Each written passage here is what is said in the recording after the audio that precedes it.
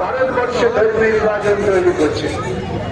আপনাদের মনে থাকতে পারে এই সরকার ক্ষমতায় আসার পরে পরেই তারা চালু করলেন ইমাম ভাতা। যখন এই ইমাম ভাতা নিয়ে আদালতে মামলা করি, আদালত ইমাম ভাতাকে অসাংবিধানিক ঘোষণা করে। ভারতবর্ষের সংবিধান অনুমোদন দেয় না এভাবে কোন একটি ধর্মীয় গোষ্ঠীর ধর্মীয় প্রচারককে উৎসাহিত করার জন্য। সেদিনই আমরা বুঝে গিয়েছিলাম যে পশ্চিমবঙ্গের বুকে কিভাবে বিভাজন তৈরি করার পরিকল্পনা হচ্ছে। আপনারা জানেন সেদিনকে ইমাম ভাতার সওয়াল করছিলাম, আমি কালীঘাটের ছেলে, কালীঘাটের পুরোহিতরা আমাকে ধরে বলেছিলেন এবার তাহলে পুরোহিত ভাতা কেন হবে না এটা তুমি বলো। বিভাজন তৈরি হয়ে গেল। একদিকে ইমাম অর্থাৎ একটি নির্দিষ্ট ধর্ম গোষ্ঠীর যারা প্রচারক তাদের সরকার লালন করছেন, পাশাপাশি সঙ্গে সঙ্গে আরেকটি ধর্মের যারা প্রচারক তারা দাবি করছেন আমাদের কেন ভাতা দেওয়া হবে না। চালু হয়ে গেল ইমাম ভাতার পাশাপাশি পুরোহিত ভাতা। আপনারা শুনলে অবাক হয়ে যাবেন, এটা আমাদের প্রত্যেকের জানা উচিত। কারণ অনেকেই এরকম অভিযোগ আমার কাছে এখনো করে। এই যখন পুরোহিত ভাতার বিরুদ্ধে আমরা আদালতে গেলাম যে এটা হতে পারে না, তখন একজন পুরোহিত তিনি পরিচয় দিয়ে বলছেন আমাকে যে আমি তো বামপন্থী মানুষ ছিলাম, আপনার এই ভূমিকায় আমি বামপন্থার বিরুদ্ধে চলে গেলাম। আপনার কেন? বলে আপনি পুরোহিত ভাতার বিরোধিতা করছেন কেন? আমি তাকে বলেছিলাম সবিনয়ে আপনার মতো এইরকম ধর্মীয় কুসংস্কারাচ্ছন্ন মৌলবাদী চিন্তার মানুষ যদি বামপন্থার থেকে দূরে সরে যান সেটা বামপন্থার পক্ষে মঙ্গল, গোটা দেশের পক্ষে মঙ্গল। আমরা এইরকম ধর্মীয় অনুভূতির ওপর সুরসুরি দিয়ে কোন রাজনীতি করতে চাই না, কারণ তার পরিণত ভয়াবহ। আমরা দেখেছি ভারতবর্ষ দ্বিখণ্ডিত হয়েছিল। ইংরেজ যখন দেখেছিল যে ভারতবর্ষের মানুষ ঐক্যবদ্ধ ভাবে তাদের বিরুদ্ধে লড়াই করছে, তখন তারা পরিকল্পিত উপায়ে একদিকে RSS আর একদিকে মুসলিম লীগের চিন্তা তাদের দিয়ে তত্ত্ব খাড়া করলেন। RSS বললেন হিন্দু এবং মুসলমান দুটি জাতি। মোহাম্মদ আলী জিন্নাহ তিনিও বললেন আমরা দুটো জাতি একসঙ্গে থাকতে পারি না। ইংরেজ খুব হাততালি দিয়েছিল। যাই হোক, ভারতবর্ষের তখন প্রায় 60 কোটি জনগণ, তাদের মধ্যে বিভাজন হয়ে গেল এবং তার মধ্য দিয়ে তারা তাদের শাসন শোষণ কায়েম করে রাখতে সফল হলেন। শুধুমাত্র ক্ষমতা হস্তান্তরের মধ্য দিয়েই পুঁজির শোষণকে রোধ করা যায় না। সেদিন থেকেই ভারতবর্ষের বুকে আমাদের লড়াই। আমার এই কলকাতার বুকে ভবানীপুরে একই সঙ্গে সমসাময়িক কালে ছিলেন শ্যামাপ্রসাদ মুখার্জি, যাকে নিয়ে RSS গর্ব করেন, পাশাপাশি ছিলেন নেতাজি সুভাষচন্দ্র বসু। দুই তরুণ মুখোমুখি দাঁড়িয়ে লড়াই করেছিলেন।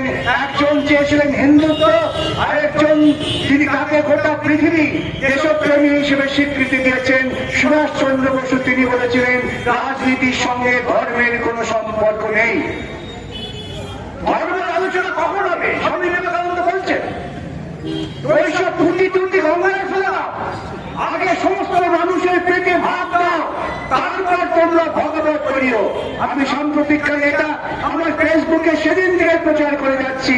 তারপরে দেখলেন আমরা কলকাতার বুকে কি হলো না গীতা পাঠ। আচ্ছা, গীতা অত্যন্ত একটি পবিত্র গ্রন্থ। সমস্ত ভারতবাসী হিন্দু মুসলমান নির্বিশেষে গীতা পাঠ করতে পারেন। গীতা পাঠ যে যার ঘরে করেন। গীতা নিয়ে অনেক বিদগ্ধজন বিশ্লেষণ করেছেন, বহু বিতর্ক আছে।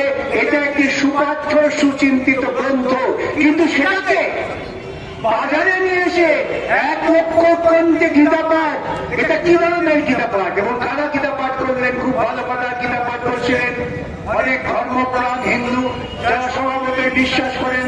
তারা এর দ্বারা ভুল করে পরিচালিত হয়ে সেদিন সবাই হাজির ছিলেন। কিন্তু কি দেখলাম? একজন গরিব মানুষ, তার সামান্য রুজি হচ্ছে সে ফেরি করে কিছু জিনিস বিক্রি করে তার জীবিকা, তার উপর আক্রমণ হয়ে গেল। আসল লক্ষ্য হচ্ছে এই গরিব মানুষ। আপনি মুসলিম মৌলবাদ বলুন, হিন্দু মৌলবাদ বলুন, খ্রিস্টীয় মৌলবাদ বলুন, তারা সবসময় গরিব মানুষের উপর আক্রমণ করে এবং এই গরিব মানুষকে তারা বিভ্রান্ত করে বিপদে পরিচালিত করতে চায়। গরিব মানুষরা ঐক্যবদ্ধ হলে পরে শোষণের যন্ত্রকে ভেঙে দেওয়া যায়। সেই জন্যই বিভাজনের পরিকল্পনা। আজকে পশ্চিমবঙ্গের মাটিতে, যে মাটিতে এক সময় আমরা দেখেছি মুক্তির আলো জন্মেছিল, আমরা দেখেছি যখন হিন্দুত্ববাদের বিরুদ্ধে, হিন্দু সংস্কারের বিরুদ্ধে প্রথম রুখে দাঁড়িয়েছিলেন রামমোহন রায়। আপনারা বিস্মিত হবেন না, বিজেপি আরএসএস বলছেন রামমোহন রায় নাকি দেশদ্রোহী, তার কারণ তিনি সতীদাহ প্রথা রদ করেছিলেন। তাদের মতে সতীদাহ নাকি হিন্দুত্বের একটি অতি পবিত্র কর্মকাণ্ড, তাকে রদ করে রামমোহন হিন্দুদের বিরোধিতা করেছেন।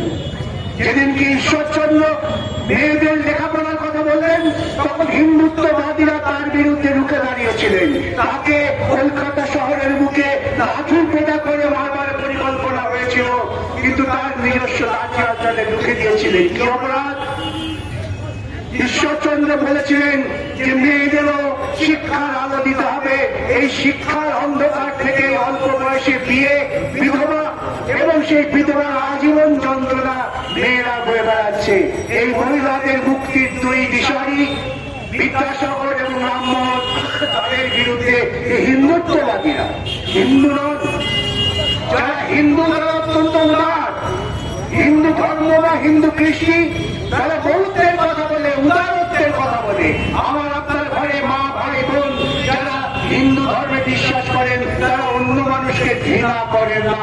চৈতন্যদেব তিনি সমস্ত মানুষকে নিয়ে মিছিল করেছিলেন, জাত নেই, ধর্ম নেই, আমরা সমস্ত এক, মানুষ এক। সেই চৈতন্যদেবকে খুন করেছিলেন কিন্তু ওই ধর্মীয় মৌলবাদীরা। আজকে ভারতবর্ষের বুকে ধর্মীয় মৌলবাদ মাথাচাড়া দিচ্ছে। তার নেতৃত্বে রয়েছে মমতা এবং মোদী। এদের মধ্যে মূলগত কোনো পার্থক্য নেই। এদের যে ঝগড়া দেখেন, এই ঝগড়াটা শুধুমাত্র আমাকে আপনাকে বিপদে পরিচালিত করার ঝগড়া। মূলত উভয় একই সিদ্ধান্ত নিচ্ছেন। আপনারা শুনলে বিস্মিত হয়ে যাবেন। আমরা এখানে মামলা করেছিলাম যে দুর্গাপূজা চিরকাল সার্বজনীন, মানুষ তারা সকলে মিলে উৎসব করেন, এখানে সরকারের কোনো ভূমিকা নেই। উনি এসে সরকারের টাকা পূজা ক্লাবগুলিকে দিলেন। আপনারা অবাক হবেন না, উড়িষ্যায় যখন বিজেপি সরকার এলো, এর আগে উড়িষ্যায় বিজেপি সরকার ছিল না, তারা এসে বললেন আমরা দুর্গাপূজায় টাকা দেব। কারণ আমরা দেখেছি আমাদের বোন গুরু বোন তিনি পশ্চিমবঙ্গে দুর্গাপূজায় টাকা দিচ্ছেন। এই যে মিল এক জায়গায় এসে তারা মিলছেন কি ধর্মীয় উন্মাদনা। আজকে এটা ভয়াবহ। আজকে আমাদের শিক্ষা নেই, আমাদের স্বাস্থ্য নেই, আমাদের মধ্যে নারীদের ওরা বলছেন কন্যাশ্রী। আপনারা কি জানেন সবচেয়ে বেশি নারী পাচার পশ্চিমবঙ্গ থেকে হচ্ছে? নাবালিকা নারী পাচার, নাবালিকা বিয়ে বেড়ে গেছে, নাবালিকা মেয়েরা অন্তঃসত্ত্বা হচ্ছেন এই পশ্চিমবঙ্গে। যে পশ্চিমবঙ্গের রামমোহন বিদ্যাসাগর নারী মুক্তির কথা বলেছিলেন, আজকে ওরা আমাদের টেনে টেনে অন্ধকারে নিয়ে যাচ্ছে। আর আপনি যদি প্রতিবাদ করেন, আপনার প্রতিবাদের কণ্ঠকে দমন করার জন্য প্রশিত গুন্ডা তাদের আছে। যে প্রশিত গুন্ডা তারা রাস্তায় নামিয়ে দেয়, সরকারের প্রকল্প তারা হুমকি দেন যে আমার সঙ্গে না থাকলে তোমার প্রকল্প বন্ধ করে দেবো। আমি প্রত্যেক সভায় বলি, এখানেও বলছি, যদি কেউ আপনাকে হুমকি দেন যে আমার দলকে ভোট না দিলে, ওই ঘাস ফুল এবং পদ্ম ফুলের ছাপ না দিলে সরকারি প্রকল্পের সুবিধে পাবেন না, তার নামটা লিখে আমার কাছে পাঠিয়ে দেবেন। দেখবো তার কত ক্ষমতা আছে এই সরকারি প্রকল্পকে দলীয় প্রকল্পে রূপান্তরিত করতে পারে। ওদের সাহস হবে না, ওরা আপনাকে ভয় দেখাবে। আজকে আমাদের সময় এসছে ভয় ভেঙে বেরিয়ে আসার। সেজন্যই শুরু হয়েছে যাত্রা, যাকে আমরা নাম দিয়েছি বাংলা বাঁচাও যাত্রা, যা মূলত বাংলা পুনরুজ্জীবন যাত্রা। আমরা সেই বাংলা দেখতে চাই যে বাংলাকে ভারতবর্ষের মানুষ বলতেন ওখানে বাংলাহীন বাংলা। 84 সালে যখন শিখেদের উপর আক্রমণ হলো, তখন সমস্ত শিখেরা পশ্চিমবঙ্গে এসে আশ্রয় নিয়েছিলেন। বাবরি মসজিদ যেদিন ধ্বংস হলো, গোটা দেশে আগুন জ্বলছে, পশ্চিমবঙ্গে তারা নিশ্চিন্তে আছেন। তারা বলতেন ওই জ্যোতিবাবুর বাংলায় নিশ্চিন্তে থাকা যায়। আমরা সেদিন রাত্রিবেলা যুবক হিসেবে পথে ঘাটে ঘুরে বেরিয়েছি, যাতে কোনো মতেই কোথাও কোনো দাঙ্গাবাজ মাথা তুলতে না পারেন। আজকে এইসব দাঙ্গাবাজ দালালরা চারিদিকে ছড়িয়ে আছেন, তাদের বিরুদ্ধে আমাদের রুখে দাঁড়াতেই হবে। আমার বাংলাকে বাঁচাতে হবে।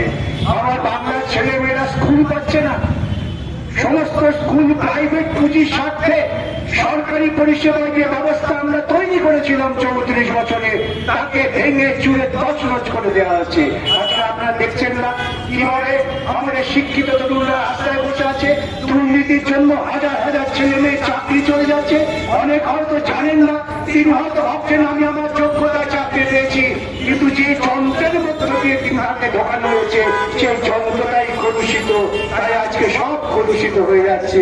এই কলঙ্ক গোটা বাংলার শিক্ষিত সমাজের মাথায় যে কলঙ্ক চাপিয়ে দেওয়া হলো, তার বিরুদ্ধে আপনাদের সকলকে রুখে দাঁড়াতে হবে। আমার আবেদন আপনাদের কাছে, আসুন ভয় ভীতি ভেঙে আমরা চালিয়ে যাব। ভয় কিসে? ভাবুন তো সেদিনকার কথা, যখন গোটা পাঞ্জাবে জালিয়ানওয়ালাবাগের কাণ্ড ঘটে গেল।